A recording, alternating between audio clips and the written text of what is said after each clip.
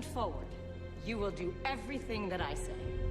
And if you ever disobey me, if you ever try to run away, all I have to do is squeeze.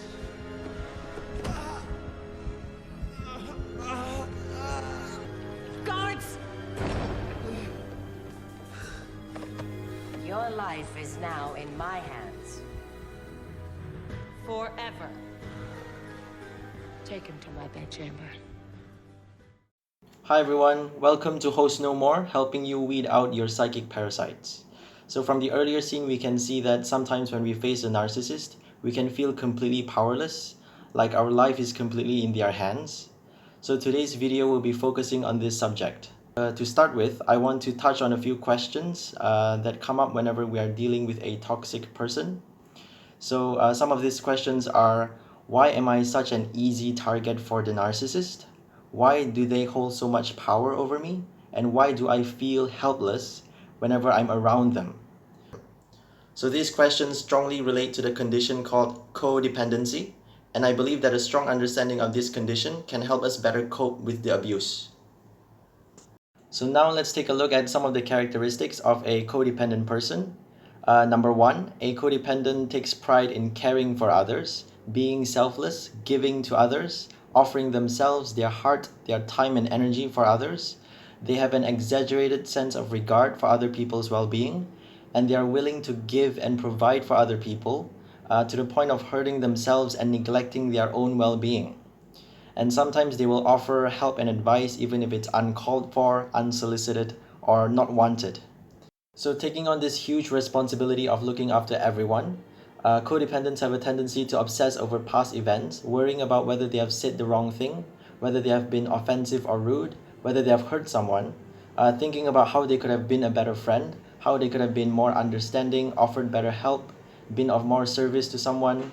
They can also obsess about how they could have done things differently or what they should do to make the situation better.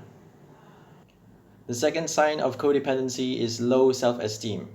So personally, I had to deal with this issue in the past, and even to this day, I have codependent tendencies at times, but I will speak about how to deal with that later.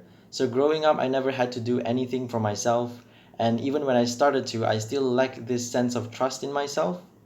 I also could not make decisions for myself, and even small ones, and had to ask everyone for advice.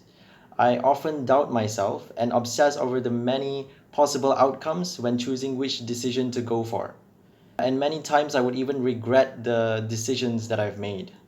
And other times, low self-esteem can show up as my need for other people's approval or validation, or my need for other people to like me. The third attribute is that a codependent person is completely absorbed in perfectionism. For a long time, I myself have been a perfectionist. I had a strong need to satisfy the belief that the world is a perfect place, that everything is in order and everything is fine.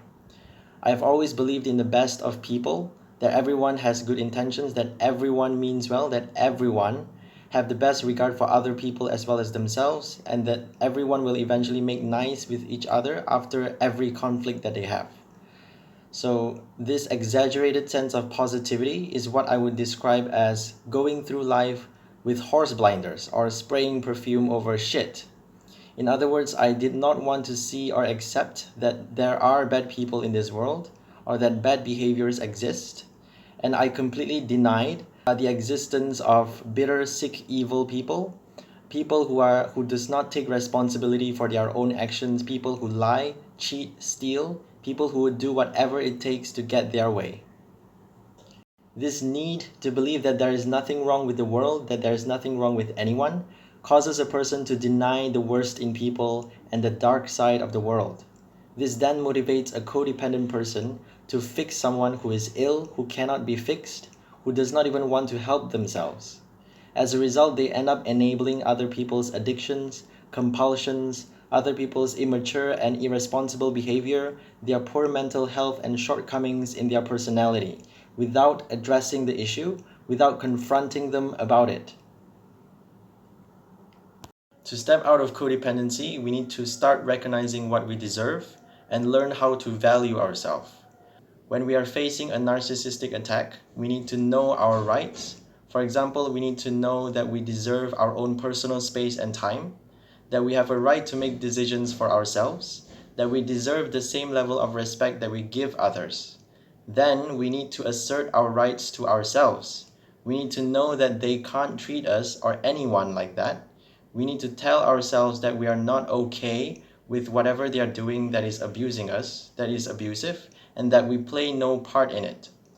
This reprograms our inner being and allows it to absorb the message that I matter to myself, that I acknowledge the abuse that I'm facing right now. After that, if we feel we need to, we can show them that we know they are violating our rights, that we know their behavior is wrong, that we know we play no part in any attempt at causing ourselves harm. We can do this by confronting them or giving them silent signals through body language. This lets them know that we are actually not okay with what they are doing, but if the attack persists, don't waste your time on them, focus on something else, never give them too much of your attention. We also need to practice choosing ourselves. We need to become more conscious of every choice that we make when we are near the narcissist. We need to think about whether each action that we are taking is benefiting ourselves, whether it's done for ourselves. We need to consciously choose ourselves time and again and again. It might help to recite a few times a day, what have I done for myself? What am I doing for myself? And what will I do for myself today? So they are all about them. So we should be all about ourselves. We should constantly tell ourselves that I live for myself. I should put me first. I should be gentle and have compassion for myself. I should be generous to myself, and I should validate myself and congratulate myself on my victories. And finally, I should be my best companion. We can also free ourselves from being a codependent by separating ourselves from the narcissist and establishing boundaries within ourselves. When we're dealing with a narcissist, there is a temptation to try and stop their abuse, to fight them, or to reason with them. And if we respond in this way, most times we will feel unclean, sick, shameful, or disturbed at the end of the interaction. This is because we have tuned in to an evil being, a being full of vile energy and perversion. In other words, we have allowed ourselves to come into close contact with a heavily diseased individual, making ourselves vulnerable to infections. So to avoid this, we need to tune out of their make-believe reality by physically or actively engaging with other people or other activities that give us value. We can look at it as replacing them by stimulating ourselves with other energy. To do this, we can turn to striking sources. For example, we can listen to music or watch inspiring videos on our phone to zone them out. We can also immerse ourselves in our work, our hobbies, our life. We also need to remind ourselves that we cannot benefit from any form of involvement with the narcissist. So pay them no mind, don't give them your time of day, get them out of your head, don't let them occupy your life. Don't acknowledge the ghost, or it will keep haunting you. Another point I want to mention is that we need to internally sever any connections we have with the narcissist. This means that we cannot treat them as our friends, even if they act like they are our friends. We need to stay firm in the belief that we are not friends with them, and this will help us stay separate from them emotionally and mentally. We need to constantly make sure that we are not giving them our friendship, that we are keeping our things, our thoughts, our plans, our work, and our life private from them. It doesn't matter if they manage to steal those information from us. Just know that we did not and will never intend to share with them anything valuable or anything at all. It also doesn't matter if they have broken your boundaries.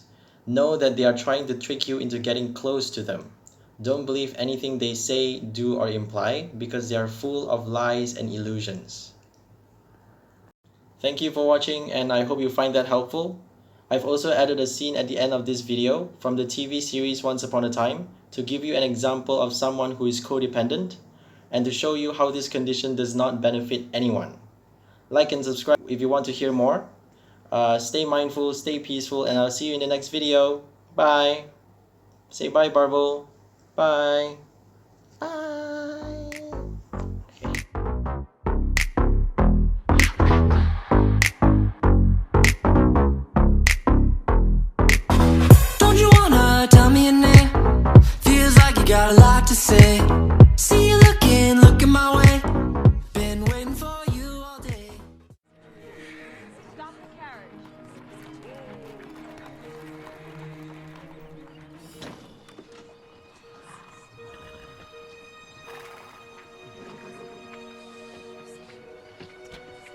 day, citizens? Enjoying the meadow? Indeed. It seemed perfect for our wedding ceremony. It is lovely. But see, the thing is, these are part of the royal lands. And I don't recall giving you permission to marry here. We didn't know. We had just... Majesty, could it be overreacting because of what day it is? Don't talk to me about this day, Daddy. But you need the support of your citizens, Your Majesty. To alienate them would be short-sighted and weak. I'm not weak!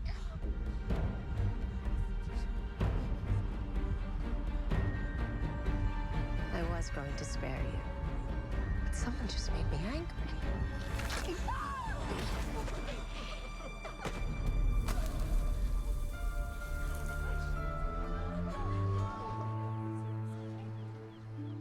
Next time there's a wedding, book the church.